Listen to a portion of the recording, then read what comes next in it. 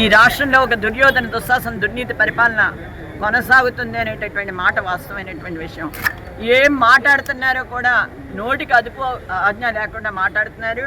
ఒక దళిత మహిళ home minister అయ్యుండి కూడా ఈ రాష్ట్రంలో దళిత మహిళలకి కూడా న్యాయం కరువైంది. ఎంతోమంది దళిత మహిళలకి ఎన్నో రకాలైనటువంటి అవమానాలు జరిగినా కూడా పట్టించుకునేటువంటి హోంమంత్రి మాట్లాడితే వైఎస్ జగన్మోహన్ రెడ్డి గారి గురించి మాట్లాడతారు.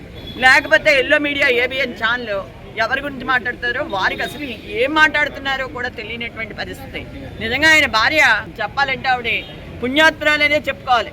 ఎందుకంటే ఈ నుంచి వెళ్ళిపోయింది, ఏదో లోకల్లో సుఖంగా ఉండి ఉంటుంది. అంటే ఇటువంటి మాటలు మాట్లాడుతూ ఉంటే ఆవిడ కూడా చూసి ఓర్చుకోలేనటువంటి పరిస్థితి ఉండేదేమో.